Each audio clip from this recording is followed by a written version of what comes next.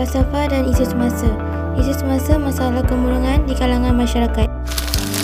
Hai, nama saya Nurul Nabila binti Nur Syam, nombor matrik A21A3005. Hai, nama saya Nur Nabila binti Muhammad Amin, nombor matrik A21A28. Hai, nama saya Itu Syafiqah binti Muhammad Aris, nombor matrik A21A2508. Nama saya Syahira binti Azman, nombor matrik A21A3127. Saya Nur Amirah binti Sulaiman, nombor matrik A21B2791. Kemurungan mengikut perspektif psikologi merupakan rasa kekecewaan, putus asa, sedih yang berpanjangan sehingga tidak tertanggung oleh individu itu sendiri. Kemurungan juga dikenalpasti oleh WHO sebagai penyakit keempat terbesar yang menyumbang kepada penyakit global yang dialami oleh manusia di seluruh dunia. Berdasarkan statistik kesihatan kajian tahun 2019, hampir setengah juta penduduk di negara ini mengalami masalah kemurungan yang merangkumi 2.3% rakyat negara ini berusia 16 tahun ke atas. Oleh itu, peranan keluarga, penjaga, rakan-rakan adalah penting untuk memberi nasihat dan dorongan kepada individu yang mengalami kemurungan. Seterusnya, perbincangan isu masalah kemurungan dalam kalangan masyarakat ini dapat dijelaskan lebih lanjut dengan mengaitkan isu yang sedang dibincangkan terhadap falsafah teoretikal. Falsafah ini membincangkan tentang persoalan-persoalan dasar yang memerlukan satu usaha intelektual yang mendalam untuk menjawabnya. Ianya terdiri daripada 4 cabang yang diutamakan adalah psikologi. Psikologi merupakan bagaimana minda dan sistem badan seseorang itu berfungsi dalam sesuatu keputusan. Oleh itu, masalah kemurungan ini jelas dikaitkan dengan psikologi kerana melibatkan emosi, tingkah laku dan pemikiran seseorang. Yang kedua adalah falsafah pendidikan kebangsaan. Falsafah ini merupakan satu usaha berterusan ke arah memperkembangkan lagi potensi individu secara menyeluruh dan bersepadu untuk mewujudkan insan yang cemerlang dari segi intelek, rohani, emosi dan jasmani. Oleh itu, masalah kemurungan dalam kalangan masyarakat dapat dikaitkan dengan falsafah pendidikan kebangsaan kerana memberi kesepaduan dan keseimbangan harmoni yang merujuk kepada 4 aspek utama, iaitu jasmani, emosi, rohani dan intelek. Seterusnya, unsur falsafah berkaitan rukun negara. Rukun negara merupakan ideologi kebangsaan Malaysia yang terdiri daripada 5 prinsip. Merujuk kepada prinsip rukun negara yang kelima, iaitu kesopanan dan kesusilaan. Rukun ini diwujudkan bagi membentuk warga negara yang bersopan santun dan bersusila selaras dengan nilai-nilai ini. Simptom kemurungan pula, ianya terdiri daripada 2, iaitu simptom efektif dan yang kedua adalah simptom tingkah laku. Simptom efektif merupakan gangguan kepada emosi atau kecelaruan perasaan dan bukan gangguan dari fikiran atau daya fikir. Tanda yang paling ketara bagi masalah kemurungan ini ialah kehilangan perasaan yang disertai dengan pengurangan aktiviti dan keadaan seseorang itu tidak bermaya. Yang kedua adalah simptom tingkah laku. Simptom ini dikenalpasti melalui tingkah laku individu. Simptom tingkah laku seperti tingkah laku yang tidak aktif, menyisihkan diri, menyepikan diri dan rasa malas untuk melakukan aktiviti seharian. Perubahan tingkah laku yang dialami oleh pesakit kemurungan ialah tidak berminat untuk melakukan aktiviti seharian, kurang berinteraksi dengan masyarakat dan juga lain-lain. Punca-punca kemurungan yang berlaku dalam kalangan masyarakat ini terjadi kerana interaksi sosial yang terhad. Faktor persekitaran yang terdedah dengan penularan penyakit COVID-19 telah menyebabkan setiap individu digalakkan untuk melakukan penjarakan sosial. Hal ini kerana negara telah dilaksanakan Perintah Kawalan Pergerakan iaitu PKP telah membatukkan pergerakan masyarakat untuk bergerak bagi memusnahkan rangkaian wabak COVID-19. Hal ini telah menyebabkan masyarakat terpaksa duduk di rumah dan hanya seorang sahaja wakil yang dibenarkan untuk keluar rumah atas sesuatu urusan yang telah menyebabkan masyarakat mengalami kemurungan kerana rasa kesunyian dan kurang berinteraksi sosial dengan orang luar. Selain itu, ekonomi yang terjejas. Ekonomi terjejas juga boleh menyebabkan seseorang mengalami kemurungan kerana pelaksanaan ini telah menyebabkan pintu antarabangsa ditutup dan semua rakyat diminta untuk berada di rumah sahaja. Sektor ekonomi yang berkepentingan sahaja dibenarkan beroperasi seperti pasaraya, farmasi dan juga bank. Hal ini telah menjelaskan ramai individu terutamanya peniaga-peniaga kecil kerana tidak dapat mencari pendapatan sepanjang PKP.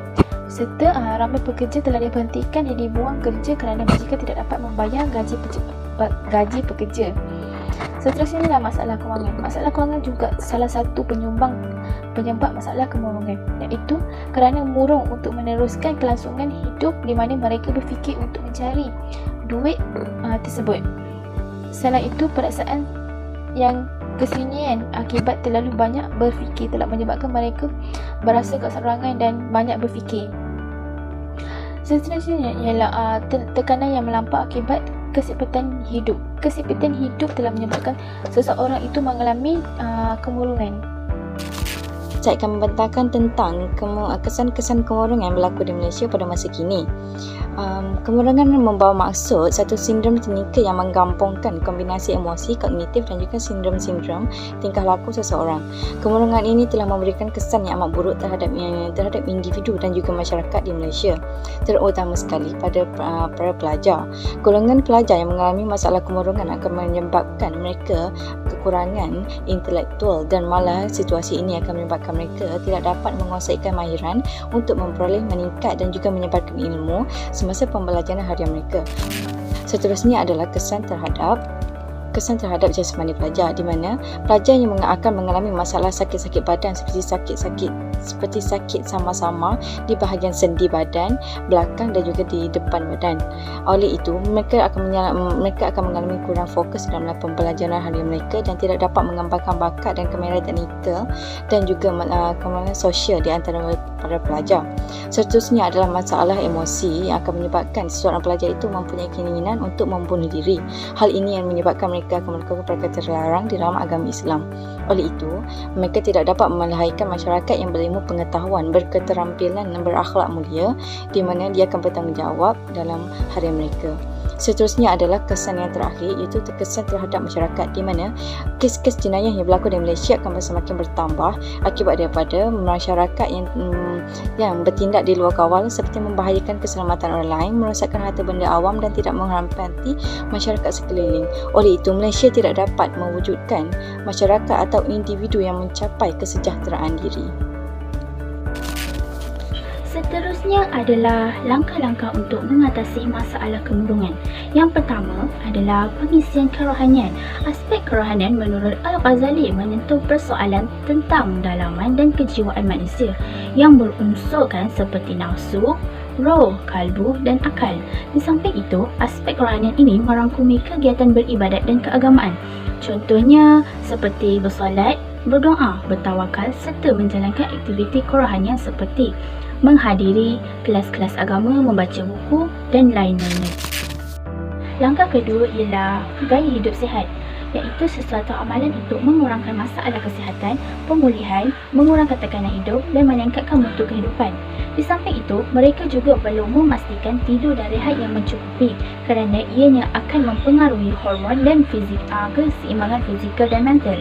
Manakala melalui pemakanan pula, masyarakat perlu mengambil pemakanan yang seimbang seperti buah-buahan yang berbentuk vitamin C, sayur-sayuran dan sebagainya supaya dapat menyihatkan badan dan membantu menjauhi perkara yang tidak diingini. Langkah terakhir yang boleh dikaitkan dengan pencegahan kemurungan adalah meluahkan perasaan kepada orang yang dipercayai. Sebagai contoh, ibu bapa merupakan orang yang paling terdekat dan paling rapat dengan anak-anak untuk meluahkan masalah mereka. Selain itu, masyarakat juga boleh meluahkan perasaan kepada pakar kaunseling tentang masalah yang dihadapi. Jadi, pakar kaunseling dapat mengadakan program-program pencegahan kemurungan yang bersifat holistik dan seimbang mengikut aspek jeri yang terdiri daripada jasmani, emosi, rohani dan intelek. Dengan ini, apabila tekanan yang dialami oleh seseorang individu dapat diselesaikan, maka masalah kemurungan juga dapat diatasi. Kesimpulan yang dapat ditafsirkan daripada keseluruhan laporan mengenai isu kemurungan. Kemurungan adalah gangguan kepada perasaan seseorang. Kemurungan boleh berlangsung lama sehingga berbulan-bulan ataupun bertahun-tahun. Perubahan ini boleh dicetuskan oleh penyakit fizikal, tekanan, kekecewaan ataupun kesedihan. Dalam laporan tersebut, telah dibincangkan secara terperinci mengenai isu kemurungan dari segi simptom-simptom kemurungan, punca kemurungan, kesan kemurungan dan langkah mengatasi kemurungan.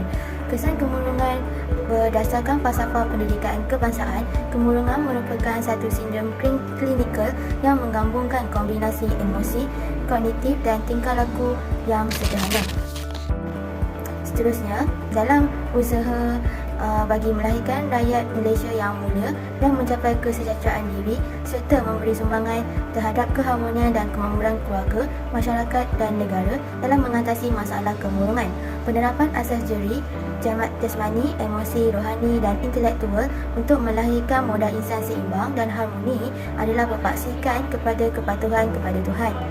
Dalam penerapan jeri dalam diri individu dapat mengelakkan masyarakat maupun diri kita sendiri daripada mengalami masalah kemurungan.